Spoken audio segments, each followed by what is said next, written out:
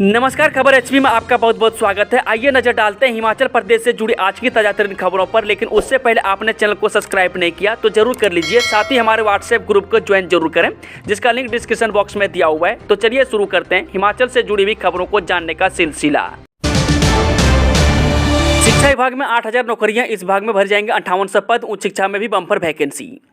यदि आप किसी भी कैडर में टीचर बनने की योग्यता रखते हैं तो आपके लिए तैयारी करने का वक्त है।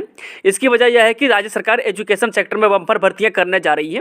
वहीं प्रारंभिक शिक्षा और उच्च शिक्षा विभागों को मिलाकर करीब 8,000 पद नए भरे जा सकते हैं। दरअसल कांग्रेस की 1 लाख सरकारी रोजगार की गारंटी को पूरा करने के लिए बनाई गई कैबिनेट सब कमेटी ने सभी विभागों से भरे जाने वाले पदों की संख्या मांगी थी। वहीं आपको बता दें कि इसके जवाब में प्रारंभिक शिक्षा विभाग ने अपनी वैकेंसी बता दी है। हालांकि अभी उच्च शिक्षा विभाग का डाटा आना बाकी है। दोनों विभागों को 25 दिसंबर 2022 की स्थिति के अनुसार आंकड़े देने को कहा गया है। वहीं शिक्षा विभाग की समीक्षा बैठक के बाद भी शिक्षा मंत्री रोहित ठाकुर ने कहा था कि सबसे पहले भर्तियां करेंगे। मुख्यमंत्री सुखविंदर सिंह सुक्खू भी कह चुके हैं कि अप्रैल के महीने से भर्तियों की शुरुआत हो रही है और उससे पहले हमीरपुर कर्मचारी चयन आयोग पर भी फैसला हो जाएगा। जेओआईटी पेपर लीक मामले में 8 आरोपियों के खिलाफ कल दायर होगी चार्जशीट। जेओआईटी पेपर लीक मामले में विजिलेंस मंगलवार को 8 आरोपियों के खिलाफ पहली चार्जशीट दायर करेगी। वहीं विजिलेंस ने पेपर लीक मामले में गिरफ्तार किए गए आरोपियों के खिलाफ चार्जशीट तैयार कर ली है। मामला सामने आने के 60 दिन के बाद मंगलवार को विजिलेंस पहली चार्जशीट दायर करेगी। गौर हो कि जेओआईटी पेपर लीक मामले में कर्मचारी चयन आयोग की महिला कर्मी उमा आजाद सहित 8 लोगों को गिरफ्तार किया गया है। इनमें निखिल, नितिन, नीरज, संजीव, अजय, तनु और शशिपाल शामिल है। वहीं मामले में महिला कर्मी उमा आजाद को मुख्य आरोपी बनाया गया है। वहीं विजिलेंस मामले की जाँच के लिए 12 मोबाइल और 3 लैपटॉप एफएसएल में भेजे हैं।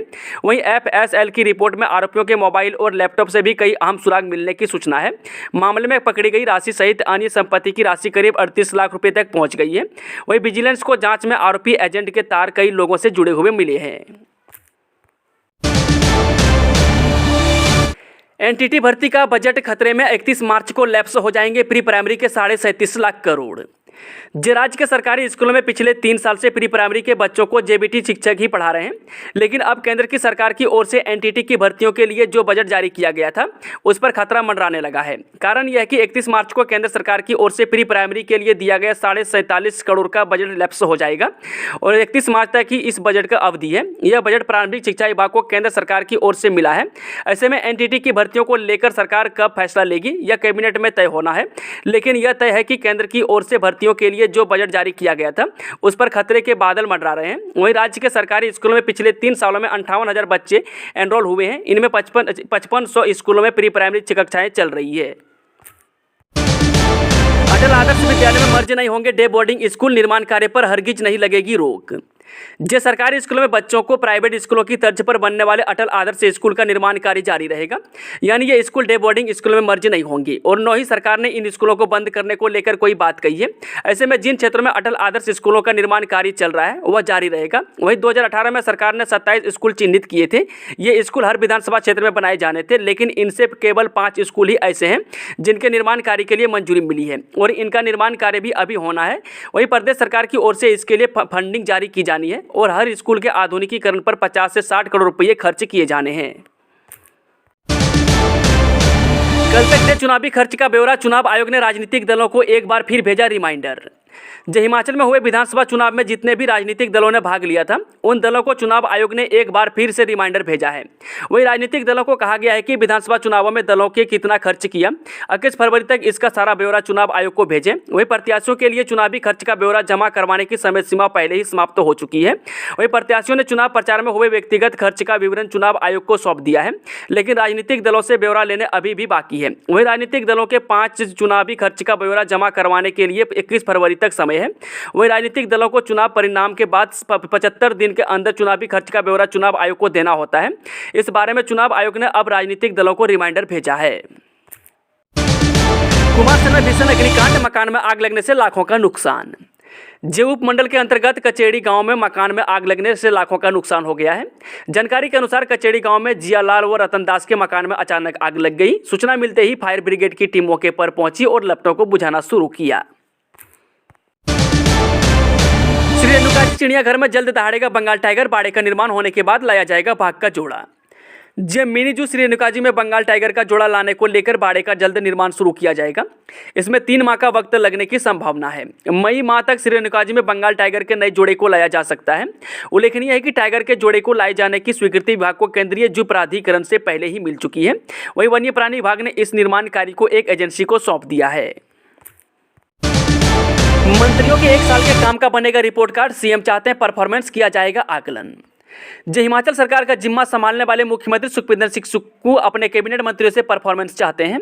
वहीं 2024 के लोकसभा चुनाव पर नजर रखते हुए मुख्यमंत्री चाहते हैं कि सभी मंत्रियों के 1 साल के कार्यकाल का रिपोर्ट कार्ड तैयार किया जाए। इस अवधि में कैबिनेट मंत्रियों को उन्हें दिए गए काम का प्रोग्रेस दिखानी होगी।